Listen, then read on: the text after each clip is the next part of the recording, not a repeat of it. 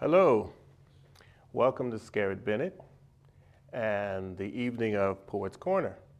Now, usually, the person saying these words would be Linda Furtado, the Director of Spirituality and the Arts here at Scarritt Bennett. She's ill.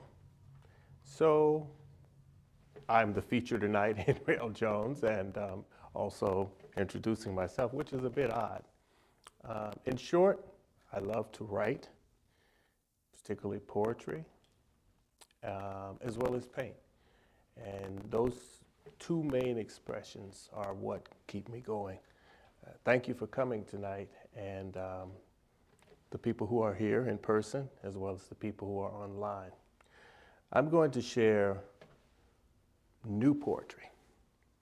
In the poetry circles, we call it new stuff, or a variation of that word stuff. And that brings excitement because when poets come together, we share new stuff, new ideas, new experiences. I write about every day. I've written 2 poems today, new ones. And all the poems that I'm sharing with you today are poems that are in my next book, Black Skillet Blues, Poetry Without Cornbread, due out in 2023. Some of you who are looking remembers me saying in the past, probably 2 years ago, that same statement. But there were particular poems that I had to pull out of myself that I knew I needed to include within this book. My first book was Running to Blackness, Feeling My Poetic Gumbo, 2010, well, one of my books, poetry. And I knew I needed to come up with a second one. And this one has been a long journey of writing, experiencing, and editing along the way. But 2023, because of all these experiences, events of the world, is coming. One of the poems that I'm going to share first is from the anthology In Fullness of the Word. I'm the Poet Laureate of Hendersonville, Tennessee, the first one, in fact. And this particular anthology made history because never has there been an anthology published of Black Poet Laureates. So just made literary history.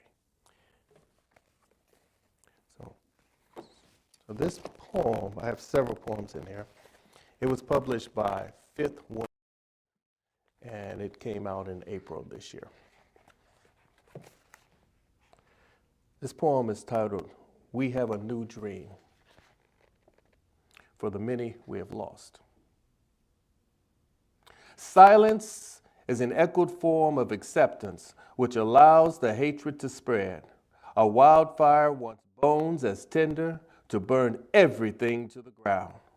We release our tears to extinguish the blaze, but it's too late for our dead. Victims listed with blood, awaiting our grief, but only anger's found. Again, seeking justice to stop piling up bodies on a mountain of pain to toss, the silence becomes a trumpet calling, living and dead mouths to scream. Years of terror and fear to make us mute, but we won't forget our loss. Justice smothers evil by revealing truth, then we'll rise in this new American dream. The next poem is from a recent anthology also. There's a lot of gun violence going on, the mass shootings and so forth. We just had the mass shooting in Maine. You know, there's just a lot of pain associated with it. There's a lot of ridiculousness. This anthology, American Graveyard, Callings to End Gun Violence, I heard about the theme and the call for poets. I knew I had a poem that I had written particularly for a gun violence forum. And that poem came from a very painful moment. My godmother was gunned down in Dallas, Texas. And at first I thought it was a joke that I heard, because when I clicked on something from one of my cousins, all these pop-ups came up. I said, they got me. It was a vague statement. And fast forward, this poem helped me to deal with the grief of her being lost.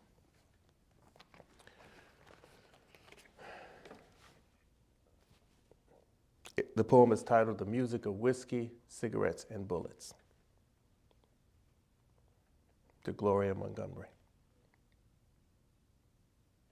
I only heard a deep silence which made my beating heart sound like God's angry thunder, looking for a mighty rainstorm to find and throw my tears into. I knew the scent of your breath when you kissed me hello, the smell of whiskey and cigarettes, beige teeth grinning with jokes just to see a smile on my face. She shared her old wisdom, telling twisted lies of youth with a believable straight face, and tired eyes looking back, followed with a broken smile, then whispered, I'm fine, I'm fine. Got my prayers and gospel music, can play and sing at my piano. Ashes cover ebony and ivory keys with aligned stray butts on the lid.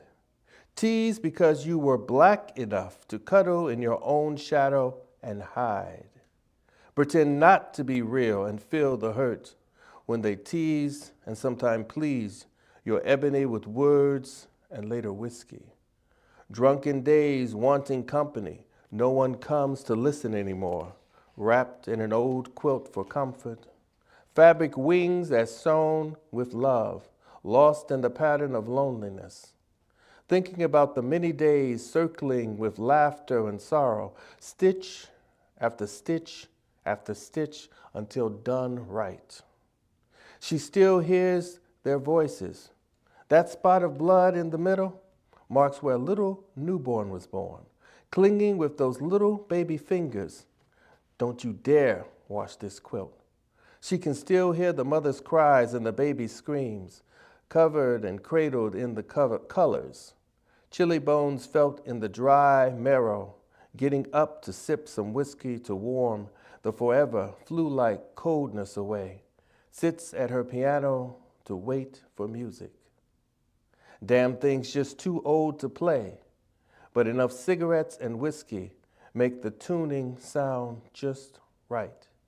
Pretends the strings don't hurt ears as the music creates a deep trance. Her music, a balm of Gilead, made souls rise in Sunday service heat waves. No one seemed to mind much, played gospel or spirituals to break the chains, make people stop feeling broken inside. Ladies fanning together non-stop. Strong women creating a gentle breeze, moving a Viking ship down the Jordan, wanting the doors of the church to open, to be saved from the brimstone's glow. Her fingers got tired of playing, just waiting to go home and then eat. Enjoy the breeze of that big box fan, which drips water in a yellow bucket. The dog slurps and later shakes at night. She looked and laughed at him.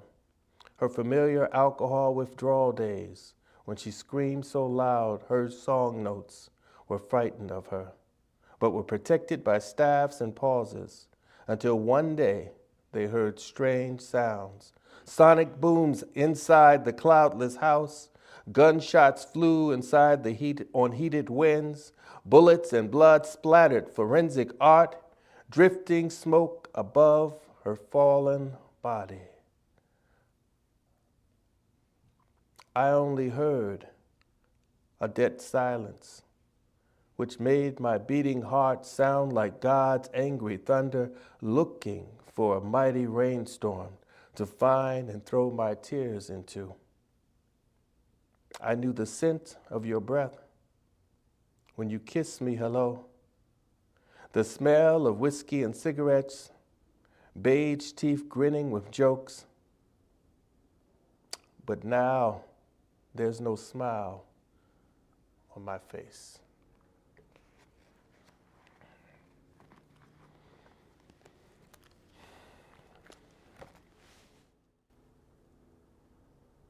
I like to say that poetry is a journey in which you get lost and found. And a lot of what I've experienced in my life personally and things that I've seen, I translate them with poetry and as well as art. I'm going to continue. This next poem is titled Burnt Offerings. We are the sacred, we are the many. We have the gathered kindling of a burnt offering, sage perfuming and showing the way, hovering clouds, blended faces, warm smiles, a gathering, driving out darkness, pure light from within, strength embraced and traced along the fibers of our being, to remind us who we are, over and over, not to mimic, but to be and become. Remember what is needed to thrive spiritually in this world. This next poem is titled Waiting for Justice. Eyes watching again, the historical lens burning, running away, black ants looking for relief. Beneath the glass, now comes the children's boots, stomping and laughing at the many lives perishing under their souls, crushing souls by praise on the helpless. Little black ants wanting sugar just to survive in their homes. Hidden valleys to the queen, lost her pyramids in the crack raids, so built hills preparing for rain. Little black ants want to thrive as they see so many smashed, smeared remains of bloody parts. Forensic art sold cheaply, mass evidence of the psychotic nature and deliverance of genocide. The oral stories of survivors quivering, trying to hold on, called junkies in disguise to hide from the therapist's probing eyes. Entertaining gaze looked amazed. How long will the ants fight? So many torn families. Wretched of the earth, climate change, the diapers of orphans being made, but here the dead's echoed silence which resonates to the living. To the Pharaoh's chambers, etched on the walls where to go, but afraid of the ancient truth. Shadowed among the lies told, but there's so much darkness. Unable to see their chapped lips crying out for justice still, they hear the quakes below, hiding in their homes, protecting their remaining babies, knowing any moment they too will be crushed by the hateful innocents who are just being kids. Learning to kill while dancing, knowing the power of the knees. No longer are chains or whips needed. Besides, children just love to play. They don't know any better. These little black things really don't matter to anyone. As the ants feel and hear the quakes pounding on their heads until unable to sleep at night, can't seem to remember history, which helps to destroy their vision, so they must become numb and begin craving lace sugar to eat, just trying to work the dream, make each generation better. But none of this matters now, as the ants wait clinging inside their underground tunnels, wanting to run away to those railroads to freedom. Harriet's path or footprint seemed to be no longer wanted, but still surrounded by fear. Knowing there's no place to go, the violence is in the grass when they walk around and follows them to their homes like this incident to disregard. It's just something that happens.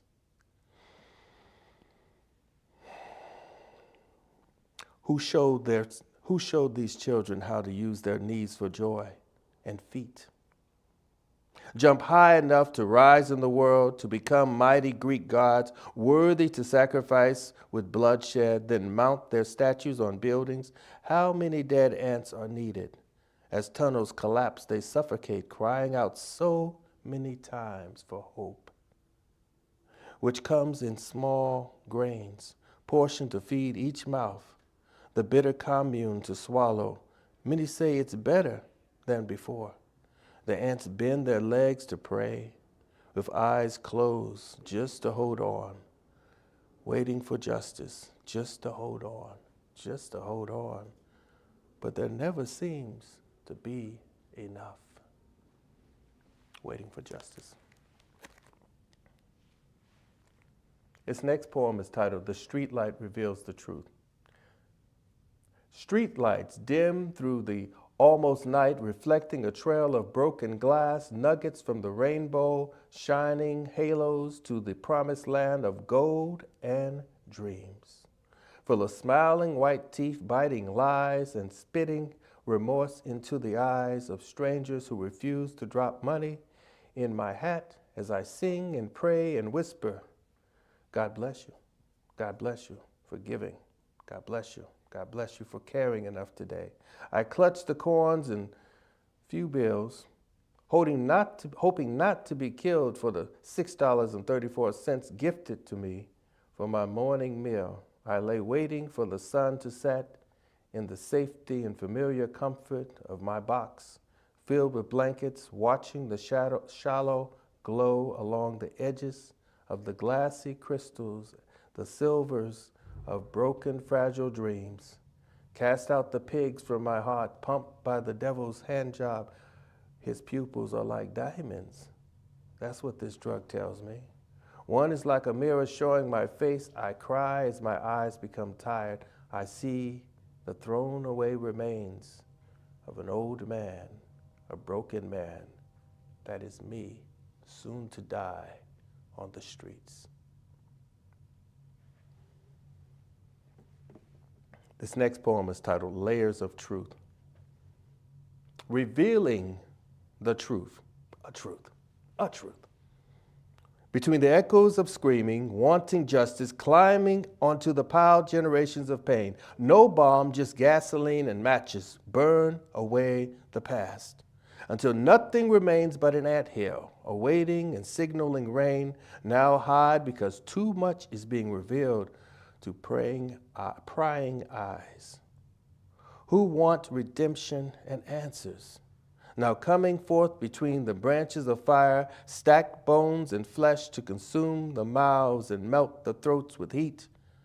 Stir them with a gel until nothing remains but their faint memories. So vague, the slithers of truth can resemble like a torn page of broken plate with tape or glue. Instead, we'll just accept the past and the comfort of lies, expose for all to embrace.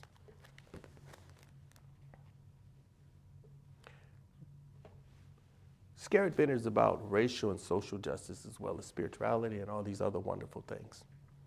And the first time I came here was during the early 2000s for something called Celebration of Cultures. And I performed a series called The Mudman.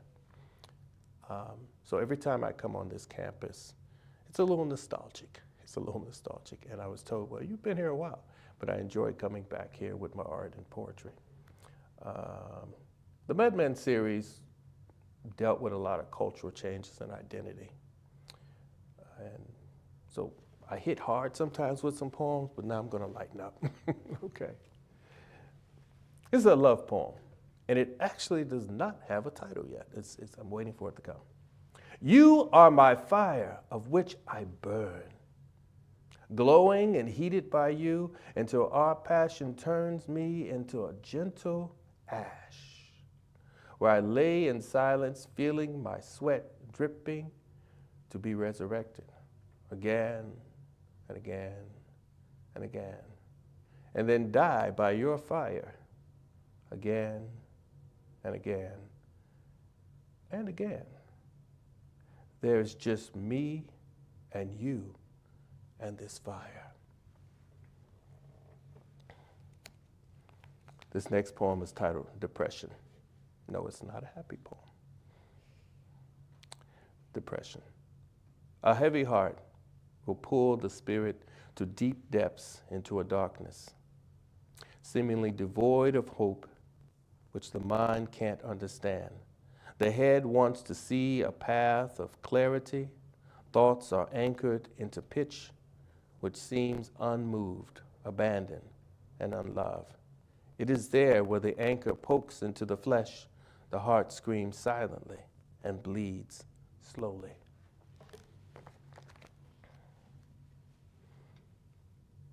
Emptiness. Once again, I feel hollow. Desolation blows through me like a tornadic wind. I'm filled with emptiness.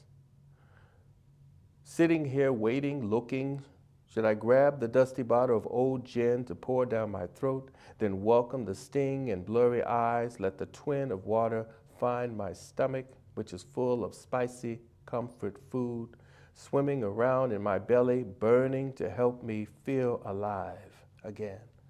Anything to distract the hollowness is needed and hated and wanted.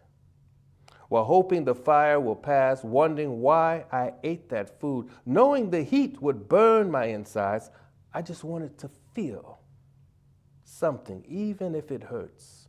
Resemble the shared pain with my lover, which awakens flesh with long trembles, sweet bites as mouths serenade the flesh to surrender to pleasure, dripping trails of release, brutality of animalistic lust, and gentleness of treasured love.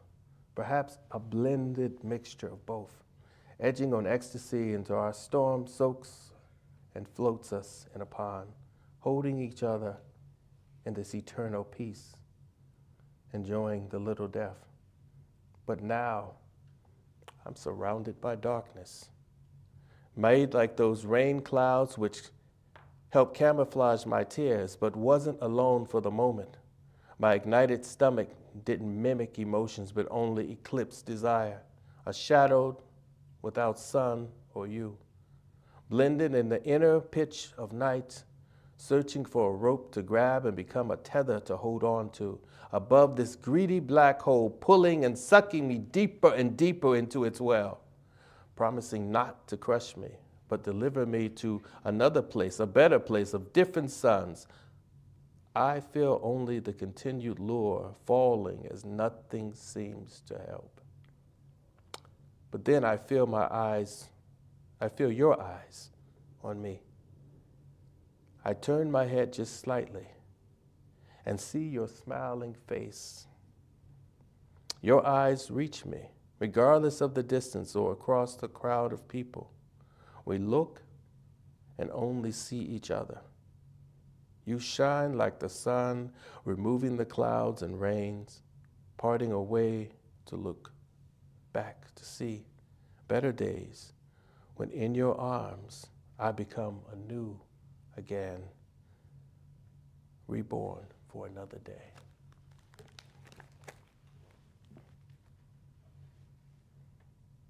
Comfort.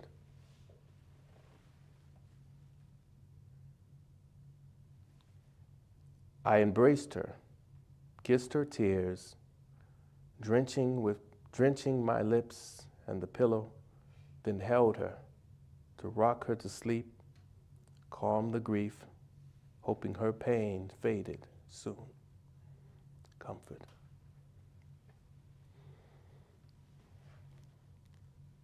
In the arts, mistakes are made. And I have this poem, it's pretty long. And I was looking for the other pages, and I could not find it. I was looking for it tonight, couldn't find it. And it's titled Without Words. I was like, where is that page? Where is that page? But then I looked at this page 2, and I was like, oh my goodness. This says more of what I want to say on page 2. So I've changed that. I don't know. I don't care where page 1 is anymore, because page 2 really touched me. Without words. Flowing on the wind's currents, we inhale their spirits. You see, memories don't die so easily. When there's truth without justice, causes herpetic sores to fester and run. As the lies burn, our lips need a salve to ease the pain and silence the anguish without words, while swallowing the bitter cream promising to nourish our bones. How can we stand tall and firm without the children, our children? So instead, we tremble and wonder why. Our bodies barely solid, wave as a flaccid flesh, a flag beating against the wind, as the scent of death arrives and lounges itself up our nose for generations, as the silence and anger continue down our throats to our stomachs to feed us and feed us with fear, with fear.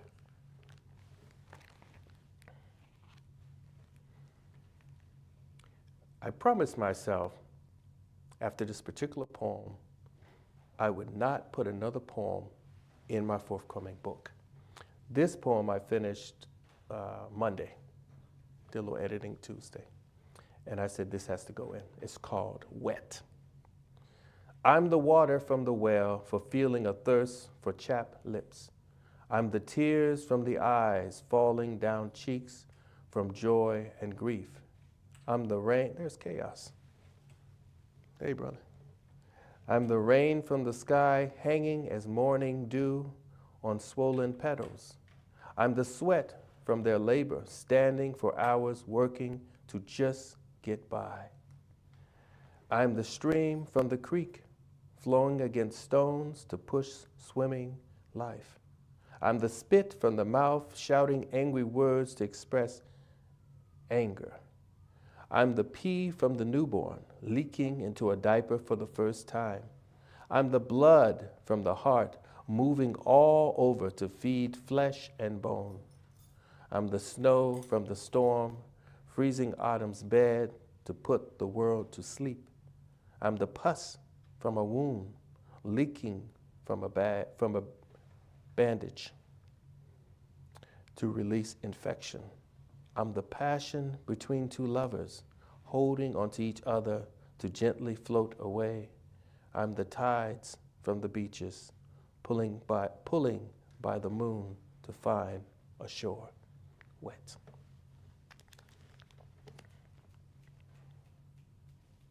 Thank you.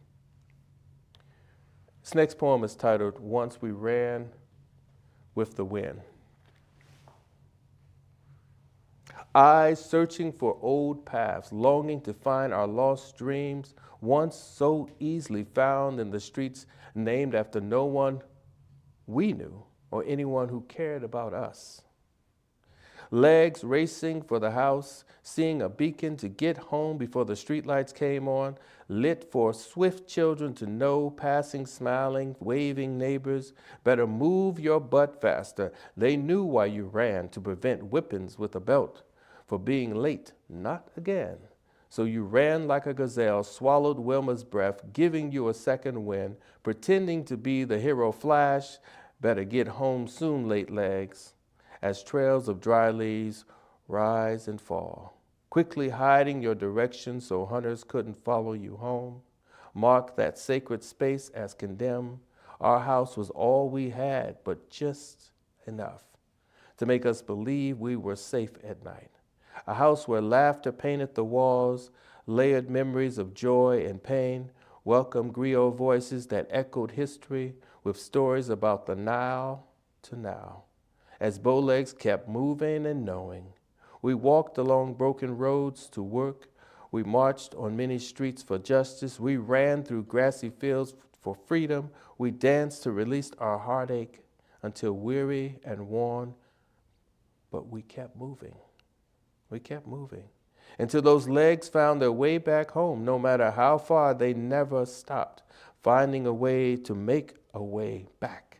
Because stopping isn't in us to do ever.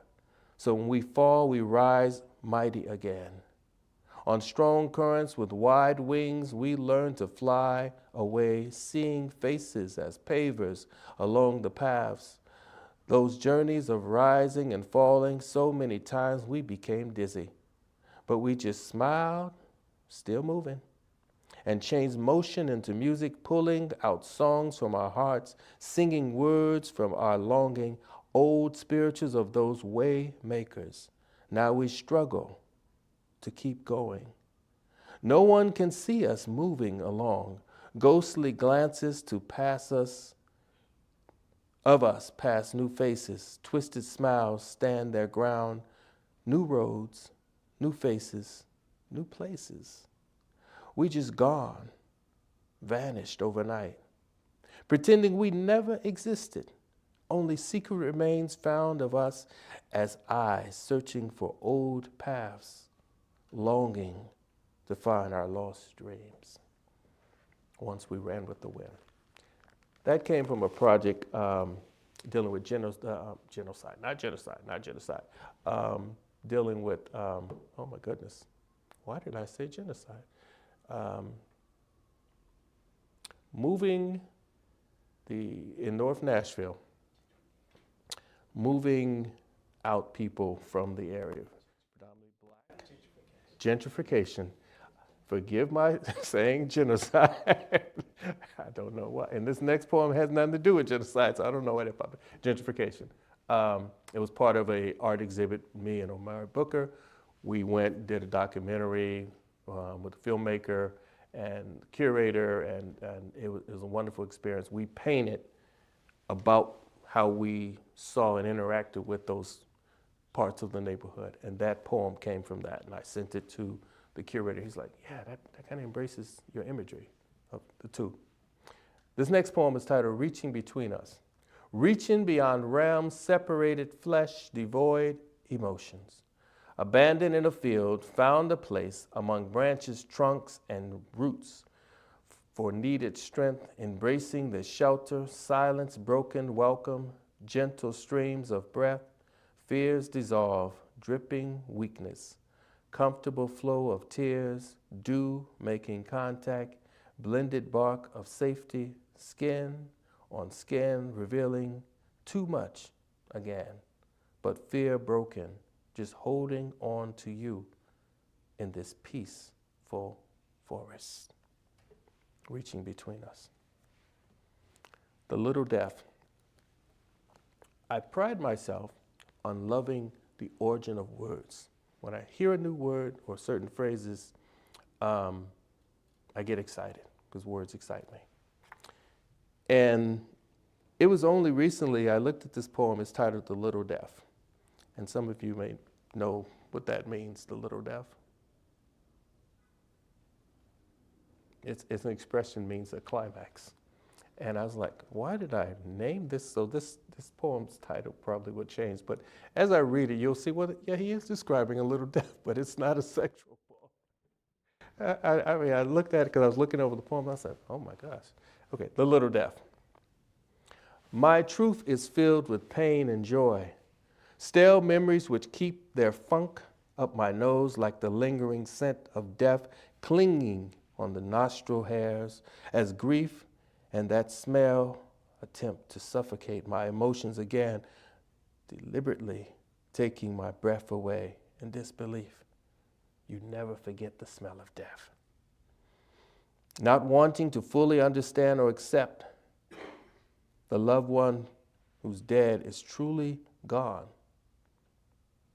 I've had this problem not embracing the fake hugs of comfort that who I love and miss so dearly is in a better place. Or hoping again, just perhaps, everything I'm experiencing is nothing but a terrible nightmare where I'm lost. Along the twirls of night to find my way back into my restful bed, waiting, not knowing that it was real. And I would sit there and be happy to pull tightly on the past and easily just call them. But then I discover that what I thought was a dream was real. Replayed again in my life. I no longer can distinguish between the smell of formaldehyde and the unwashed clothing I sleep with each night since your death. But you're gone. I only wanted to remember your face and body aroma, but they took those away from me when I saw your closed eyes, as though sleeping, unable to rise for work. There you were, in a box. I deal with a lot of loss because in my life there's been different types of loss. I think by writing about loss, it's healing. It's healing for me. And I've met people that I've helped them find a path. I guess that's the best way to sum up. I mentioned Hendersonville, Tennessee. There are several historical sites in Hendersonville. One site is where some enslaved Africans are buried. And it was discovered about 20 years ago. And different groups go and clean it. The first someone told me about it, I went to help with the cleanup. And this poem came from that because that was in 2020, I got these vibes. Quilt of blood and hope. This hidden and sacred place of enslaved Africans, these silent and numerous graves beneath our feet, where weary bones and sheltered dreams rest, laying among the field of trees and stones that remember with tight rings and chipped pieces, bodies of maimed flesh and soaked burlap, those fragments of dreary nights captured to create a nation of fear and lies, then forget. Like a nightmare awoken in a warm sweat, dry the skin with lashes to reach deeply until the scream becomes nothing but an open mouth. The echoed cries for hope and freedom buried below this ground, smothered voices protected by layers of twisted vinca vines, await the warmth of spring to emerge sprouts. Now blooms point the trail of footprints where another loved one was placed. The earth's womb opens, accepting their labor and rest. And it says, rest, my dear, I'll hold you. Hours of toil and beatings beyond pain, numb to thought or fear, just listen and do. And forget the rapes, beatings, lynches, to instill generational fears in us. Now these periwinkles peeking along the echoed journey into the past, when we reached each day for solace. Now we come to this emotional landside to let some know and others remember how long the stars protected our ancestors looking down, waiting for us to return and connect to them. Here, no longer a hidden bed of misery, but now a quilt made from the gathered pieces of ourselves, sewn and held together with threads of blood and hope to realize those lost generations weren't in vain or forgotten. Quilt of blood and hope.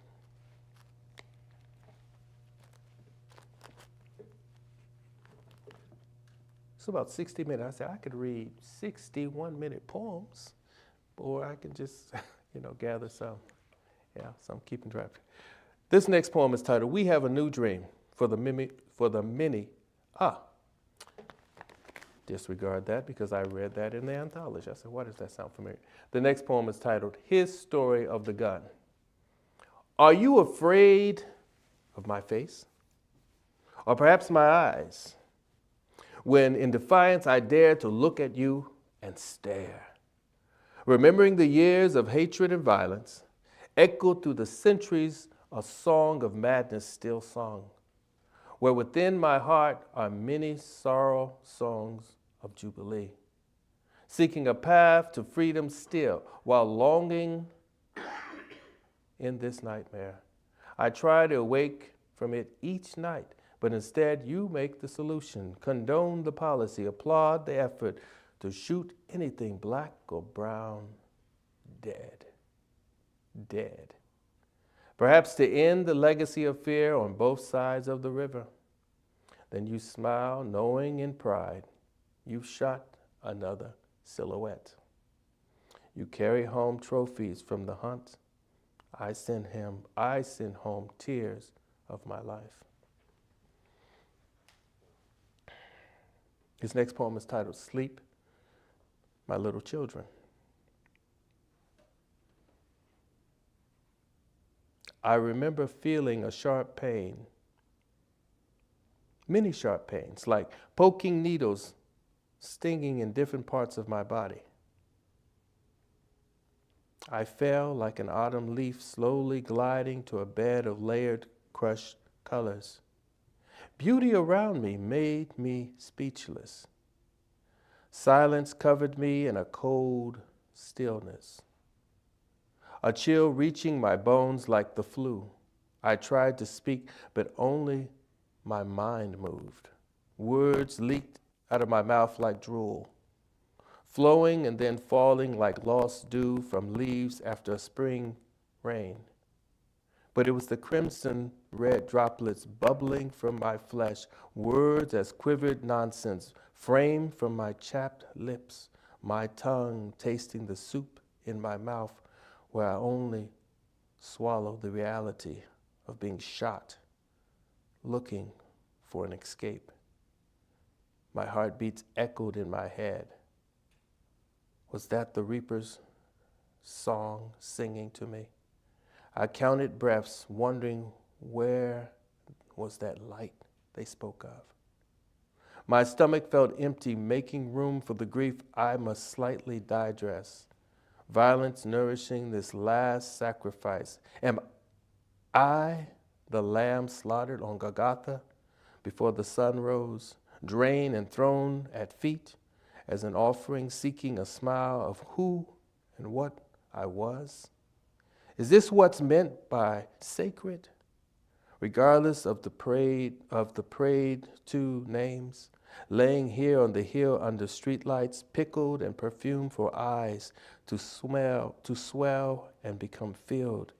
Viewers cried tears on my talked face as someone whispered like an echo flying through the valley, over and over like a song stuck in their heads to keep saying, they made him look so good. He even looks alive and only sleeping. He looks so good.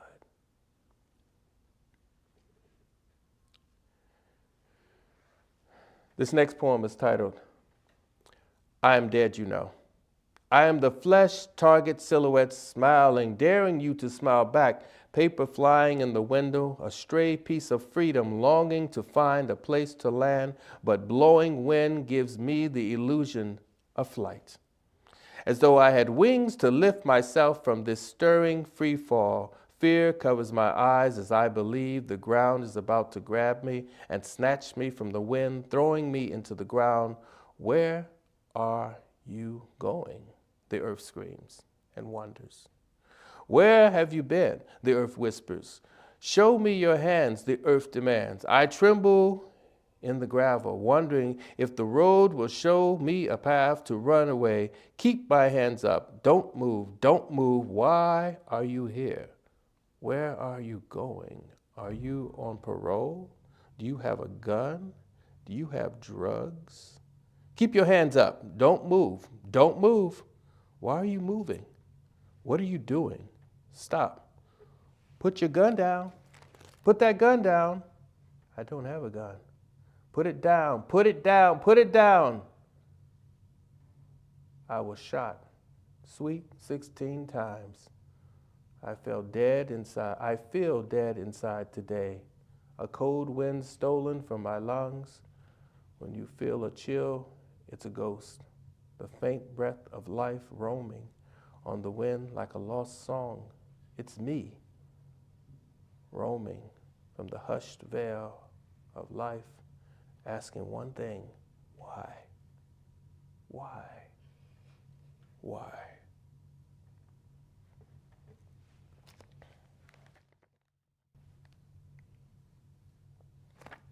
COVID.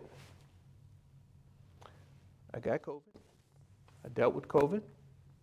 I wrote about it, and it didn't kill me, obviously. I'm here. And this is one of the poems, Burning Inside. My throat burns when I inhale, mocking the winds of hell, breezes of hot oven in my face, which leaves me breathless, wanting only a cool relief. My eyes release slow tears when my chest rises and falls, wondering if the motions slow become powerless and just stop, with death floating in silence. My head throbs from thinking while counting the breaths, trying to meditate, regulate the shallow streams of air feeding my mind with peace. My heart races too quickly, echoing in my head, thumping, thumping, thumping, beats of a drum calling for help. Slow down, the reapers. The reaper hears it, waiting to snatch me away. My back feels the sharp pains, needing to crack away oldness. That spot, no twist, seems to help. Yoga moves unlock stiff joints, orchestra of cracking sounds. My mouth seeks a tasteful dew, calling for a gentle rain to fall, then throw my head back in it, open my mouth just to taste and catch drops, swallowing a soothing fountain. Now I can say, I'm okay. I'm okay. I'm okay. Because of COVID, I've had asthma all my life. And because of COVID, I saw these poems that deal with asthma. And well, for one thing, I only use my inhaler occasionally, but after I got infected, I was using it more often to this very day. This next poem is titled, I Know Your Tears. Alone in the night surrounds you. Silence resounds, Zen music, Zen mocking the night with this nothingness, which seems to be a part of you. Because you heard all your life, you ain't nothing, for so many years. As you hear the voice over and over and over in your head and heart, where you want to run away and become something, which hears the nothingness, where you were taught to sit and just be silent in tears. Now you can feel nothing. Now you know you're nothing. And now you won't try nothing except being silent. But the garden calls you to awaken the lost songs of memories flowing still from the lips of your ancestors to your frightened ears, awaiting those echoes, which want to fill your head and lead you back to the path surrounded by creation, a garden awaiting you to reconnect with the seeds left behind for you to grow and become better and move strongly. I know your tears, which filled the oceans and became waves on the moon, as your voice resonates with the pull of that moon. Just believe in yourself again. Hope pulling on your ebb and flow, like the silence of night, which seeks to know your tears. I know your tears.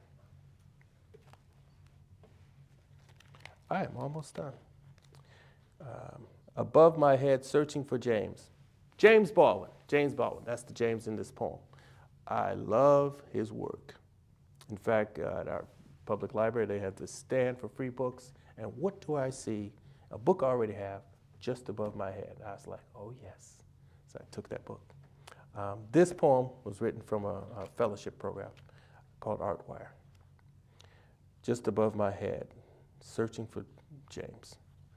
When you are gone, finding sad eyes leaking slowly in disbelief, hearing a faint chamber in my heart thumping, resounding like distant drums of our motherland, floating along many notes without rest or measure, sounding like a gospel music, clinging to old star songs, shining on the Nile's currents as catfish dance to tune from Egypt to Mississippi. Not wanting the songs to end, but know it must be heard.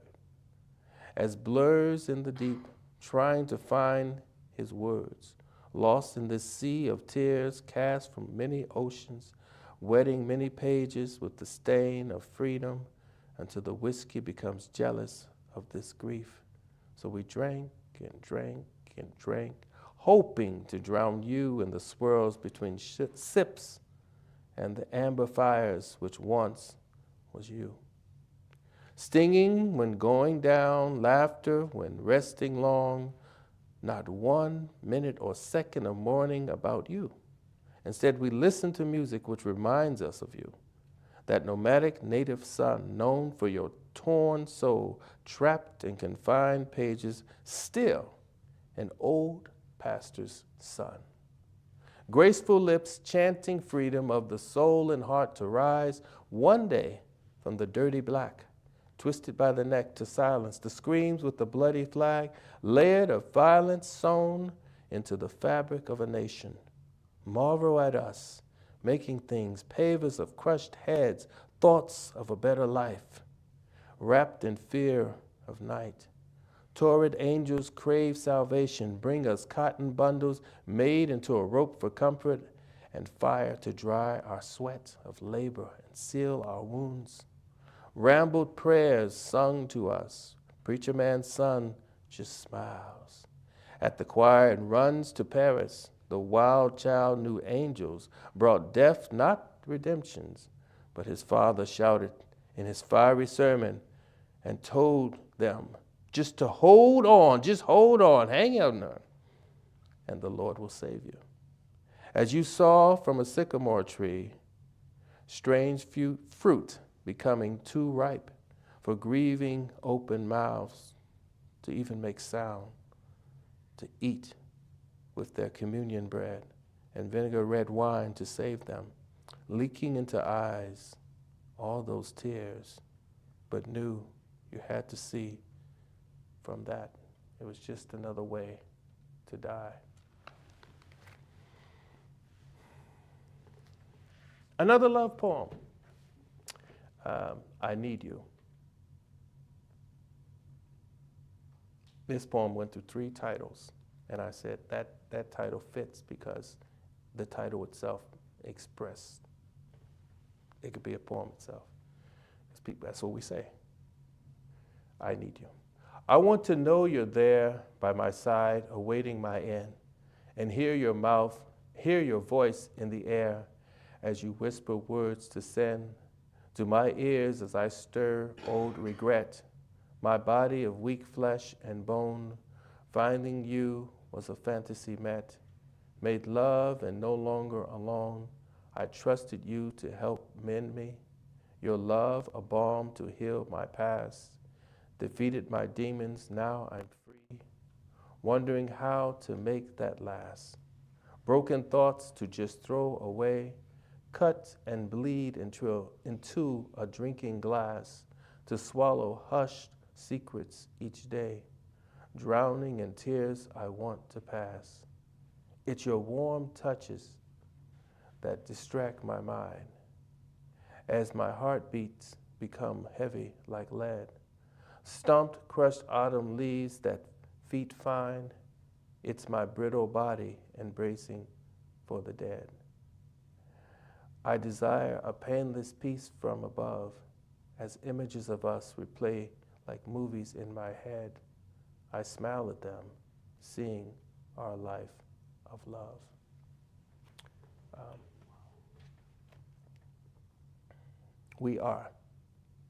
We are targets. Silhouette shot, bullseye, killed by default trophies from the hunt, barking dog scent of historical pride. Get 'em, boys, find it. Streams of bullets shot, streams of hatred shot, streams of fear shot. Another sacrifice justified. It's just our way, they say. It's just our way to stand our ground. We are painful memories, dreams stolen. Wake up, Rose. Rose to remember, faces from our stories, full ladles poured. Lies for grieving comfort in a better place now. Wind of vultures circling, wind of death rising, wind of tears falling, another sacrifice given. It's just their way, we say. It's just their way to protect their world. We are hanging meat. Butchers hacking. Is that enough? Washed in blood, flesh becomes shame, climaxing faces twist, sorrow and hidden denial. It's over. Now rest. Birth of mixed feelings, birth of shaded lies, birth of new chattel. Another sacrifice, hidden. It's just the way, we say. It's just the way to protect this nightmare of who and what we are.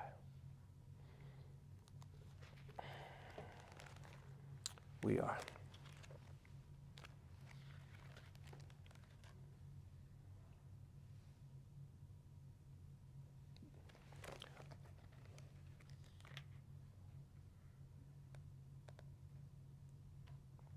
I have two more poems.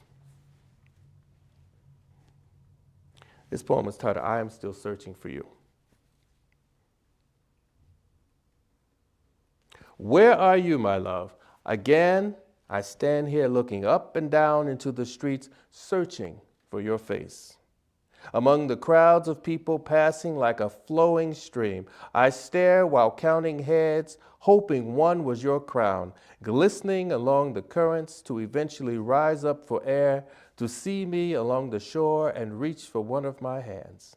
My fingers grasping the windowsill, instead of you, there's rotten wood.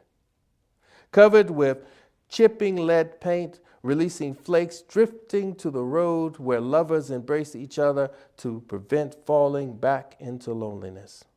That same desolation I know too well, when my probing eyes become tired, hoping to see you again if I keep watch, until back into each other's warm arms, holding our love beyond the fears, twisting our hearts of their bitterness. Leaving a sweetness found in the curved rations of our passions where we clung until the years of emptiness were released, filling us with only our love to overflow, drowning and floating as the wind blows our echoed moans through the pains. This is why I still want to find you, my love, at this glassy portal to our joyful memories. Now, a black hole eclipsing the sunny days, preventing the rays to refract your vase, overflowing with broken lilies holding on. I know you're still out there somewhere. They lied to me and tried to comfort me with cold prayers like the stones of this building, rocks to remind me again of the marble pillar with your engraved name to find you below, covered in layers of dirt instead of my kisses. You are coming any day down that path soon. I know it's true because I found your smile on the face of a young woman holding flowers, her fist clutching hairy roots, swaying, seeking to taste cool water to live again, thirsty like we were when we found our love. This is why I stand here 35 years later, longing for your fingers to caress my lips, to silence my mind of worrisome thoughts about the world now so empty without you. Fighting alone to hold on each day to life, so I am still searching for you, my love. And my last poem is titled, I Am a Poet. I am a poet. I am the soul reaching, searching, finding, becoming the message, the memory, the pain, the beauty, the impressions left in my skin as some ancient language, deciphered symbols linked with this soul and filled with the courage and faith to be who and what I am. A poet, feeling my way, just feeling my way through the world. Thank you very much. Thank you.